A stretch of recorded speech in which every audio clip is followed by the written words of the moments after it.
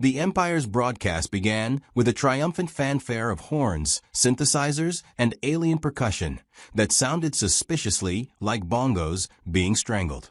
Citizens of the greater Galactic Empire, boomed a voice equal parts oily and smug. Rejoice. Operation Sterile Blade was a resounding success. The Earthling Medical Corps, their laughable attempt at humanitarian outreach, has been completely neutralized. On screen, burning wreckage drifted through the black of space. Hospital ships, clean white hulls, unmistakable red crosses, broken in half, bodies tumbling like discarded toys. The voice continued with theatrical glee. Their war hospitals were destroyed. Their nurses vaporized. Even their adorable rescue bots have been disassembled. Let it be known, compassion has no place in war. The alien anchors, one with a bulbous head like a mauve turnip, the other with eyes like teacups, snickered as the footage looped again and again. One leaned into the camera. Perhaps now Earthlings will understand. Mercy is for the victorious. Back on Earth, the silence in the unified Earth Command War Chamber was thick and brittle. World leaders, generals, and analysts stared at the massive holoscreen. No one moved. No one breathed. Until President Nathaniel Shaw, a former Navy SEAL with more scars than medals, slowly exhaled. They blew up medics, he said quietly. Red Crosses. Kids. Civilian nurses. An aide nodded numbly. Yes, sir. 3 ships. No survivors. It was a massacre. Shaw turned toward his Joint Chiefs. When we were asked to provide relief, we sent doctors, not soldiers. When we were asked to negotiate peace, we sent translators, not spies. When they asked for mercy, we gave it. The room didn't respond. They didn't need to. He looked down at the matte black panel embedded in the table before him. A small glass screen covered in dust read, Black Site Zulu locked. Shaw placed his palm on the scanner. Sir, a general barked, stepping forward. That protocol is sealed for a reason. I know exactly what I'm doing, Shaw growled. But those aren't soldiers. They're monsters. They don't serve Earth. They don't follow orders. They barely. They were put away for being too effective. Shaw interrupted. And now we need effective. A hiss filled the chamber as ancient locks released. Half the room flinched. Deep beneath Antarctica, a dormant facility came to life. Floodlights buzzed to full brightness, casting long shadows across frost-covered steel. Mechanical arms stirred. Cryo vaults groaned. Electric sirens blinked red and gold. A recording crackled through the intercom. Project race. Containment disengaged. Inside the first chamber, a shape shifted in the frost. A man tall and broad, covered in ice crystals, clenched a fist and shattered his cryo shell like glass. His beard was thick, streaked with gray and gunmetal black. His eyes opened slowly, like someone who'd never really needed rest in the first place. Mad Max Reynolds blinked once, twice. Then he grinned. The medical staff wore hazard suits. 3 of them. None dared remove the reinforced restraints as Max Reynolds sat upright on the edge of the cryo bed. His heartbeat was calm. Too calm. In fact, the biometric scanner gave up and started blinking error. You'll need this, sir, one medic offered, handing him a battered duffel bag. Max opened it. Inside, a busted Walkman, a lighter, a boot knife, and a photo of a pug in a tank top. He took out the cassette player, pressed rewind, then play. Bon Jovi's Wanted Dead or Alive filled the room. Damn right, Max muttered, standing. Sir, you've been frozen for 15 years. And somehow you still ain't fixed the coffee in this place, he replied. The medic backed up. Do you understand your mission parameters? Max looked up, eyes alight. They blew up medics. That means they picked a fight with the only people on Earth we all protect. Doesn't matter what war. Doesn't matter the side. Doctors and nurses are sacred. His tone shifted from lazy to lethal. Now, open the next chamber. Dr. Lana Krieg awoke with a long, low yawn, then reached for the scalpel on the tray beside her cryopod before she was even fully conscious. Reflex, she explained, slicing through the air.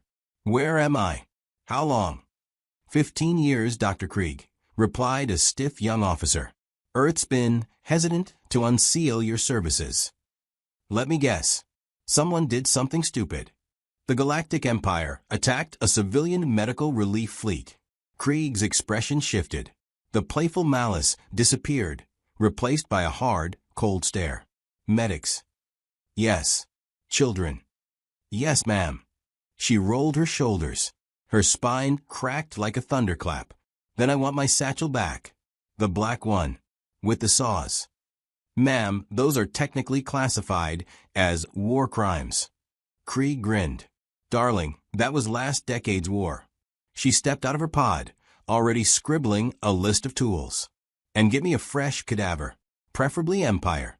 I need to warm up. The final pod took longer to open. It wasn't locked by command codes. It was sealed out of fear. A voice crackled from the terminal. Warning. Subject Vasquez is considered unstable even by Wraith standards. Do not engage. Do not provoke. Do not say the word chainsaw within 5 feet. Naturally, the intern watching the screen whispered, chainsaw. The pod exploded open. Sergeant Valeria Vasquez stepped out, fully geared. No shirt. Just a bandolier, combat pants, a smirk, and 2 enormous motorized chain blades strapped to her back. Her dog tags clinked as she moved, which was weird, because one was engraved with the Die Hard logo, and the other said, property of nobody. She looked around. Who woke Mama up? The intern stammered something about a war. War, she said, cracking her neck. Sweet. I've been bored for years. She grabbed the chainsaws. The intern panicked. They said not to give you those. Too late. She revved one to life and let out a whooping laugh. Y'all brought me back and didn't stock up on one-liners? She shook her head. Unbelievable.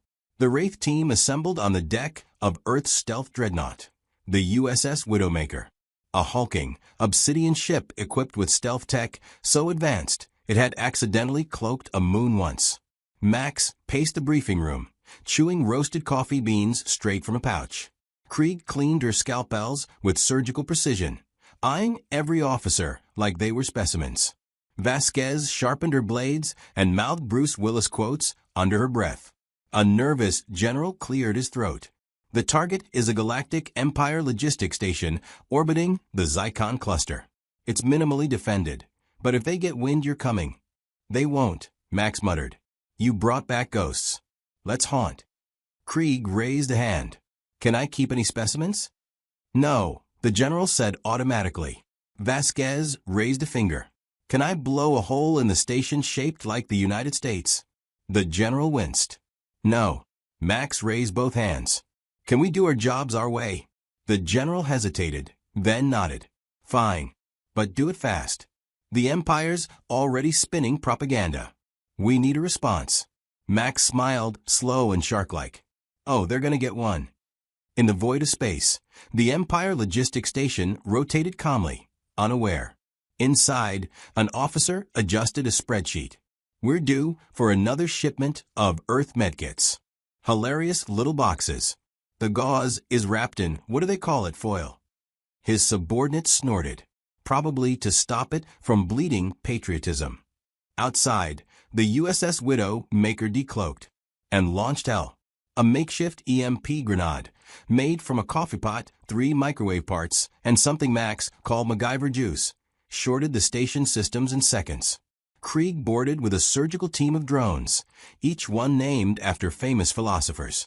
They carried bone saws and body bags. Vasquez entered through the trash chute. Why? Because it's unexpected, she yelled, bursting through a hatch and scaring an officer, so bad he vaporized himself by accident.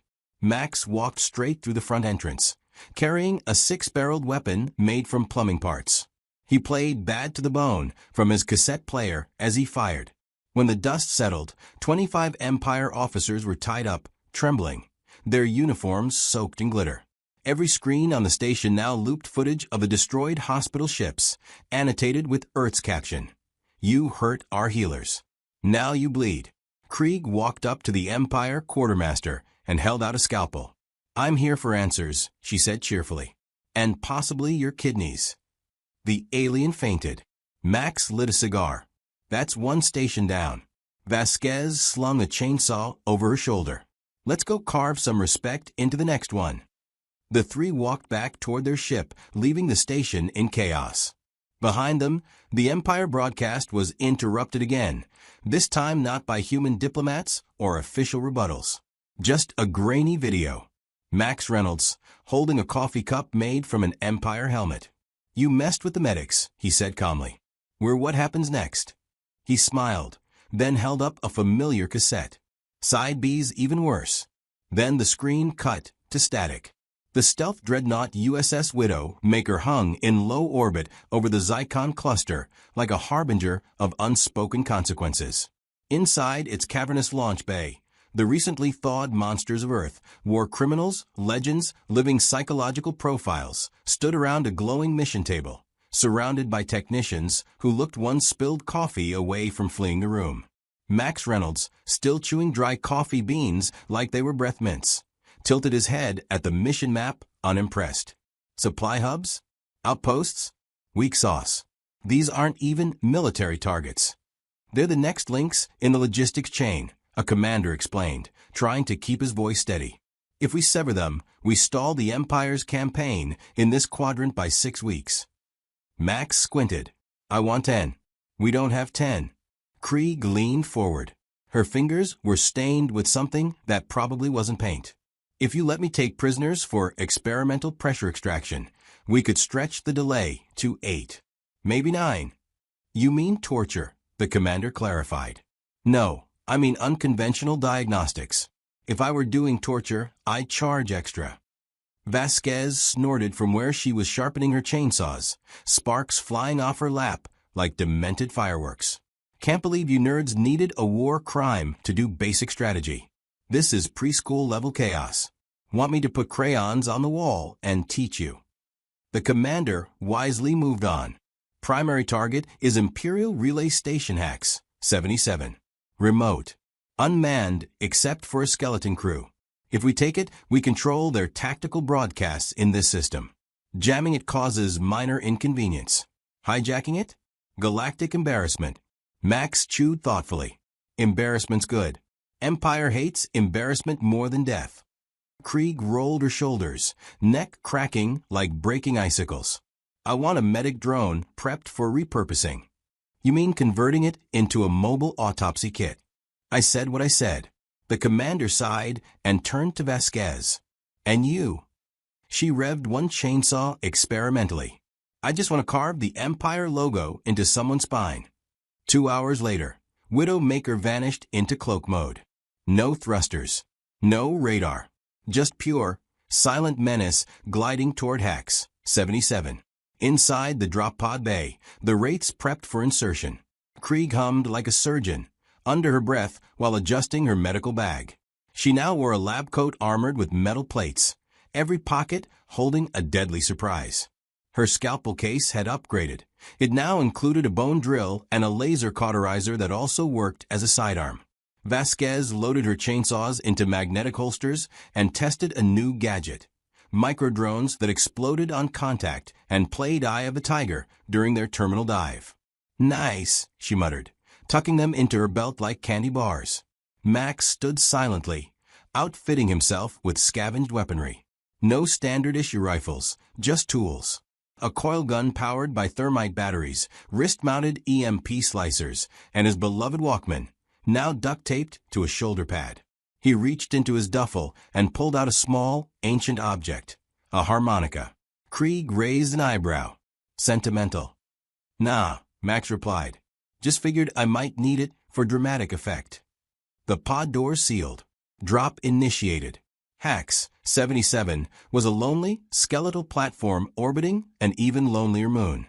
The Galactic Empire had deemed it a minor asset, good for relays, bad for strategic defense. Its operators had long grown used to boredom, which is why none of them noticed the first sign, the Empire anthem glitching mid-broadcast, replaced with Bon Jovi. Then the power went out. Then the nightmares began. The wraiths hit the platform like a divine punishment. Max went first, smashing through a maintenance shaft, landing on a confused technician who had just finished warming up a cup of soup. The technician didn't scream. He passed out mid-blink.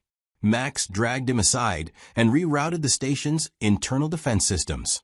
The lasers now targeted anyone not playing a specific Earth frequency, Thunderstruck by AC/DC. Krieg followed through the medbay airlock, bypassing every lock with fingers more precise than a machine. Inside, she found two medics. Instead of killing them, she knocked them out, injected them with truth serum, and then performed impromptu surgery to replace their optical nerves with lie-detecting implants. "Congratulations," she said, stitching them up. "You now serve truth and anatomy." "Vasquez?" She didn't land. She crashed.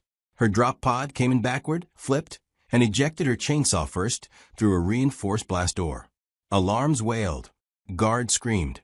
She twirled like a cheerleader in a slasher film, leaving glitter-streaked devastation in her wake. "Hey, tin cans," she yelled, grinding into a security robot. "Bet you weren't programmed for awesome." She slammed the bot into a wall, carving the words "medic this" onto its chassis. The entire assault took 12 minutes. Not because the station was undefended, but because the Wraiths moved like folklore, terrifying, unstoppable, and weirdly obsessed with 80s rock anthems. By the time the Galactic Empire realized HAX 77 had gone silent, it was already broadcasting a new signal. Human music, military secrets, and a recorded loop of Max Reynolds reading the Empire's war crimes list aloud, followed by sarcastic commentary. Krieg popped up in a segment. "Blowing up ambulances? That's just tacky." Then Vasquez, "Killing medics?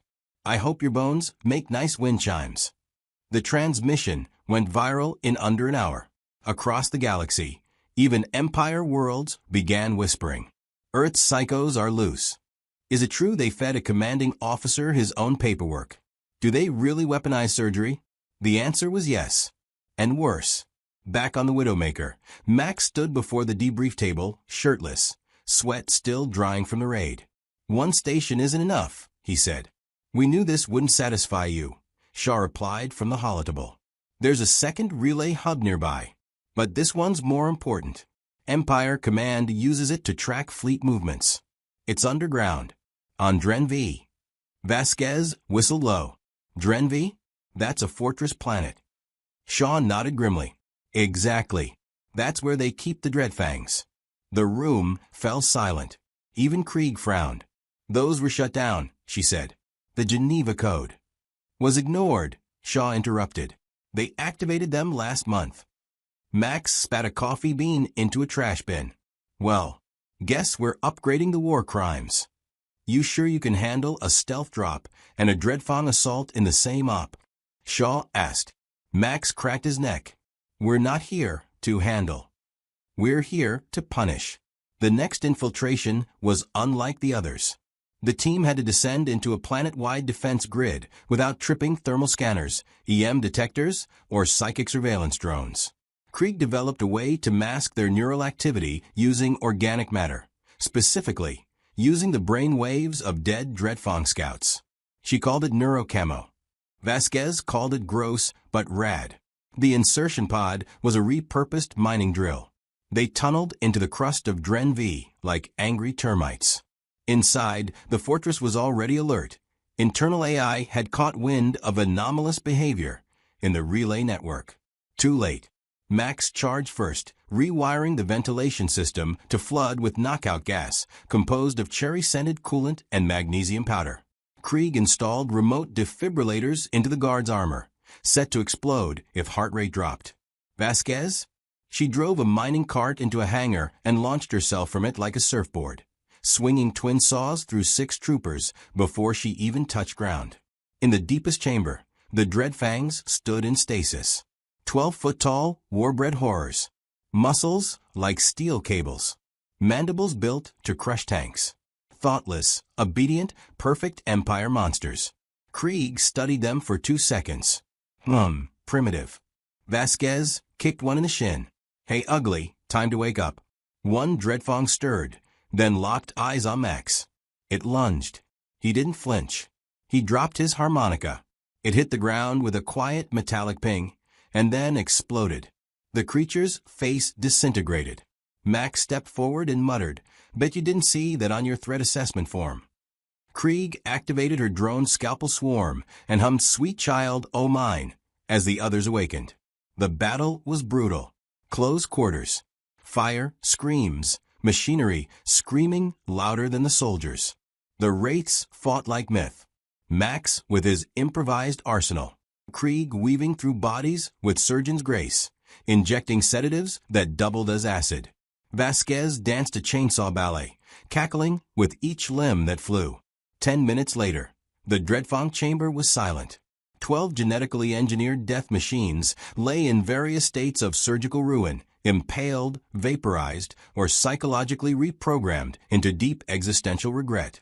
Krieg wrote in her notebook, Note: subject brains respond to guilt suggestion. Further study warranted. They exited through the coolant tunnels, carrying what looked like the Empire's fleet movement archives inside a lunchbox. Later, back aboard the Widowmaker, Max leaned against the observation window, sipping black coffee as war reports flooded in. The Empire had declared Earth's Wraiths as non-sapient demonic entities, a legal loophole that allowed them to pretend Earth hadn't sent them. Convenient fiction. The galaxy knew better. Shaw's voice crackled in overcoms. Max, you're making headlines.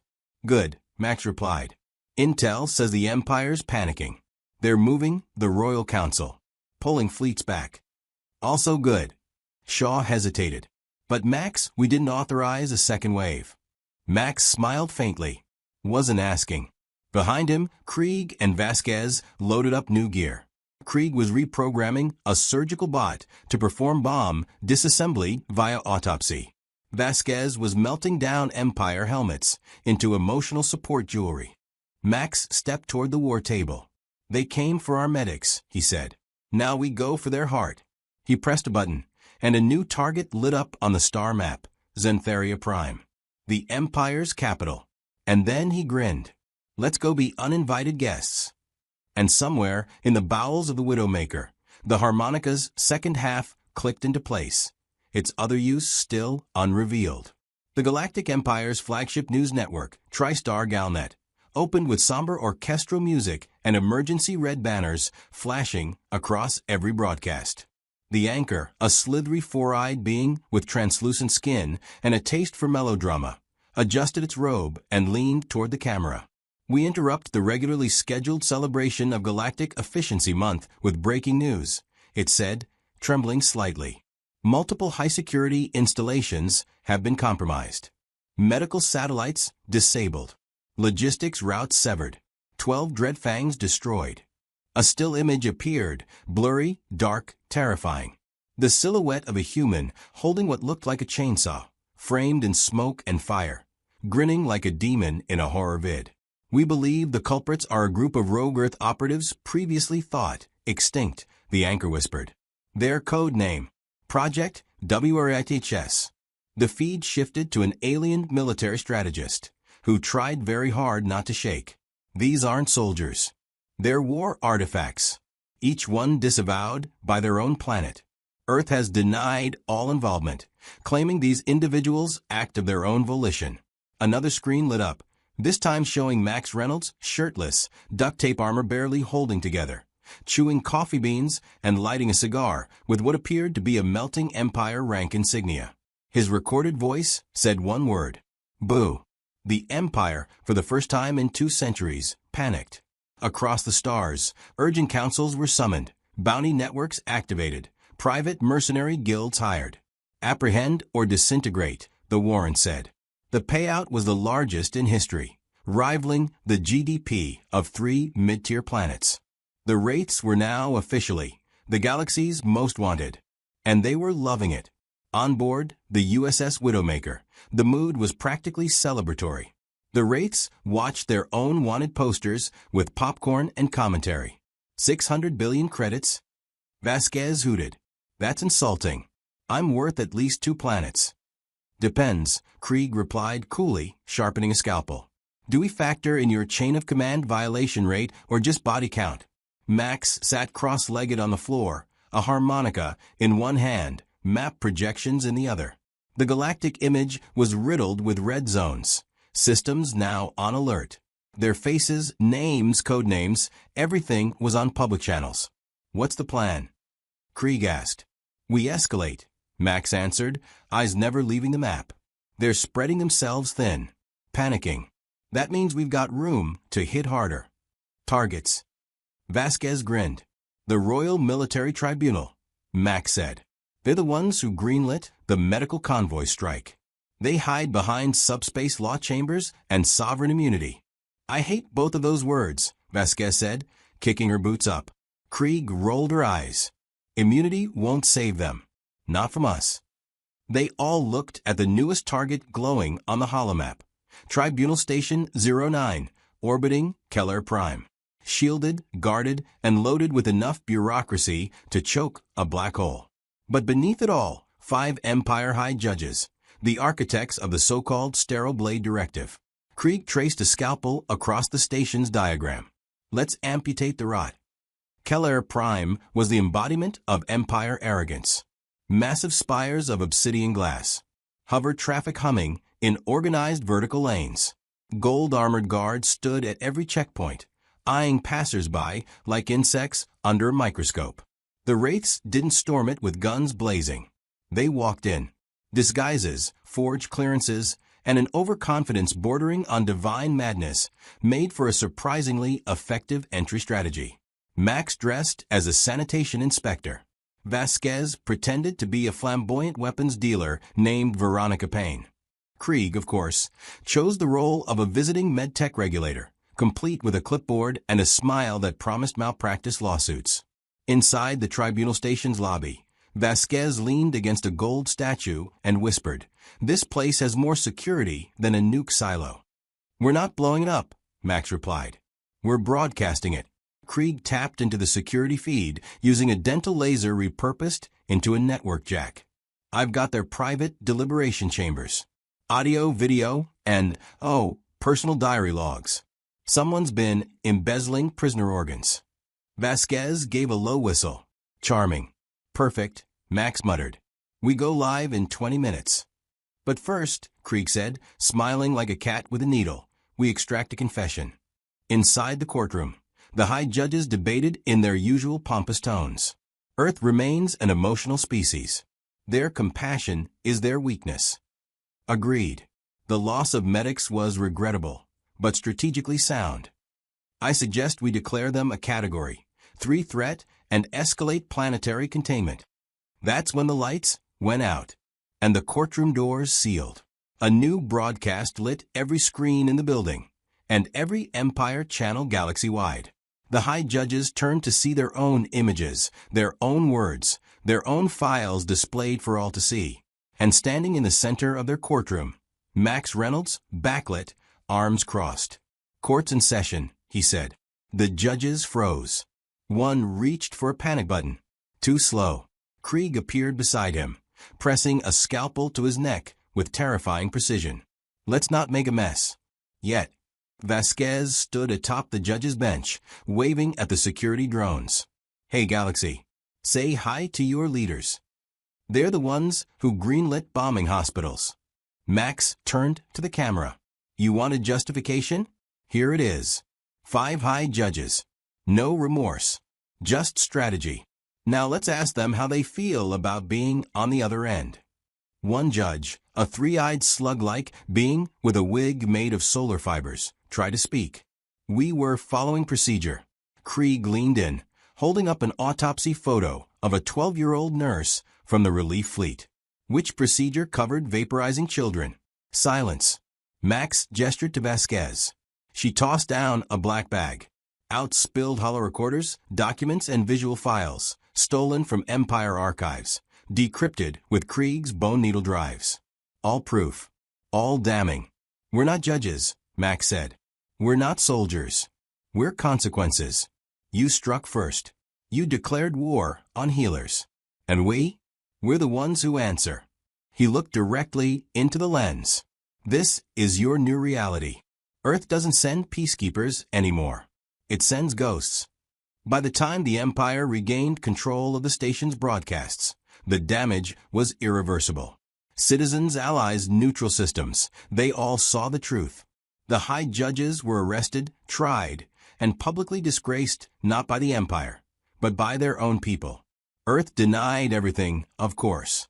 UN Command simply stated, "We have no control over retired military personnel with interstellar travel capabilities and a grudge." The Wraiths became more than fugitives. They became legends. Symbols of rebellion, of justice in the face of bureaucracy, of creative violence paired with unshakable purpose.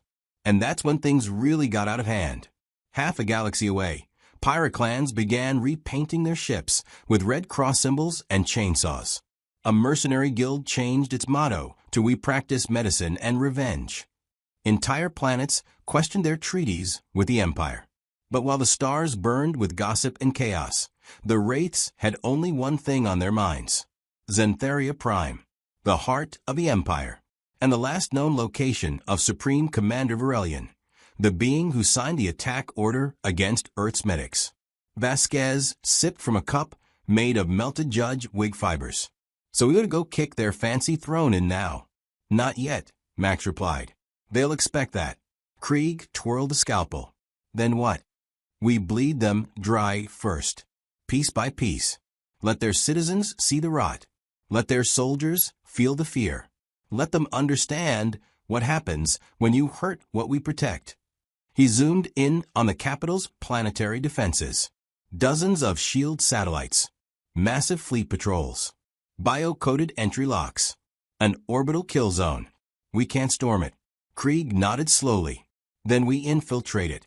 "And how do we do that?" Vasquez asked. Max grinned. "Easy. We hijack a royal cruiser." Krieg raised an eyebrow. "With what crew?" Max pointed at their wanted posters still plastered across Galnet. "The most wanted team in the galaxy," he said. "And tomorrow we're going to crash a parade." Vasquez stood up and stretched. "Well, hell, I'll need a new dress." Krieg slid a bone scalpel into her boot. "And I'll need fresh corpses." Max loaded another cassette into his Walkman. Time to flip the tape. The parade was a marvel of opulence and blind arrogance. Xantheria Prime, heart of the Galactic Empire, draped itself in silks of starlight and banners spun from atmosphere-reflective thread. Massive floats shaped like imperial warships hovered low over cheering crowds, launching fireworks that burst into holographic tributes of conquest. Trumpets blared across the capital's skyline. Elite guards lined the streets, their gold armor polished to mirror perfection. Overhead, royal cruisers glided past in formation, showing off precision and control. And at the very center, on a dais carved from a meteorite supposedly plucked from the first planet the Empire ever liberated, stood Supreme Commander Virelian himself. Towering, composed, in robes that glittered with embedded data gems, he raised a hand to silence the crowd. "Citizens of the Empire," he boomed, voice amplified across half a planet. "Our might is unquestioned. Our enemies hide in shadow, their feeble tactics laid bare. Today, we do not just celebrate history, we remind the galaxy who writes it." He smiled. At that exact moment, a lower began, subtle, just beneath the range of crowd chatter. Then it rose. A terrible, familiar sound, metal blades revving, sparking, building speed like a beast licking its teeth. Chainsaws. The crowd fell silent. One of the royal floats jerked suddenly. Sparks exploded from its undercarriage. A security bot flew out of control, struck a statue, and detonated. Smoke curled from a dozen corners of the parade grounds. From the main cruiser, hovering above the palace square, a voice echoed through the fleet's comms. Rough. Amused. "Hey, Virelian. Got your invitation. You'll want to update the guest list." Max Reynolds stepped forward on the top deck of the cruiser, flanked by Krieg and Vasquez. The crowd froze. Security moved, but the Wraiths were faster. Krieg activated a signal pulse. Every drone, camera, and comm unit within a kilometer went live, broadcasting raw footage to every corner of the Empire. The holoscreens that had been showing Imperial propaganda flickered and switched. Now they showed Max lighting a cigar with a torch from a fallen parade float. Vasquez revved her chainsaws, both modified with laser edges now, crackling with blue fire. "Smile, jackasses," she said, leaping from the cruiser. She landed in the middle of the parade, cutting a line between guards like she was marking territory. Panic erupted as the crowd scattered. Krieg moved like a phantom, slipping between chaos, tossing surgical microbombs disguised as flower petals. Each one stuck, beeped, and exploded with spine-snapping precision. Max? He dropped from the cruiser using a tether line, boots hitting the meteorite dais like judgment itself. Varelian backed up a step. "I remember your face," Max said. "You signed the medic's death orders." Varelian raised a trembling hand. "You're criminals. You don't represent Earth. You're not." "I represent what happens when you kill healers," Max interrupted. "When you think empathy is a weakness. When you mistake restraint for fear." He tossed his Walkman onto the dais. Bon Jovi began to play. "You opened the wrong door." Blaster fire erupted as palace guards opened up from the balconies. But Krieg already had drones in the air, scalpel-sized, blood-slick, and smarter than they had any right to be. They zipped through armor joints like needles through silk. Vasquez screamed past them, chainsaws roaring as she took down a hoverbike mid-flight and used its burning frame to vault over the Imperial lines. "Everybody dies but me," she shouted gleefully. The Empire's elite forces responded, dozens of soldiers clad in adaptive armor, backed by robotic juggernauts designed to suppress riots. Max charged straight into them. His makeshift gauntlets sparked as he used a shockwave emitter to toss the first wave like dolls. He pulled a rail spike launcher from his hip and fired. Each shot hit with thunderous kinetic force, slamming enemies into walls, ceilings, floors. But they kept coming. He didn't care. "Hey Krieg," he barked into comms. "How's the heart rate?" Krieg's voice came back cool. "Yours is at optimal vengeance levels." "Perfect." Varelian tried to run. Bad idea. Krieg intercepted him at the palace doors, dragging him by the collar with surgeon strength. "Don't think you get out of this," she whispered. Not before the anesthesia. The broadcast was still live.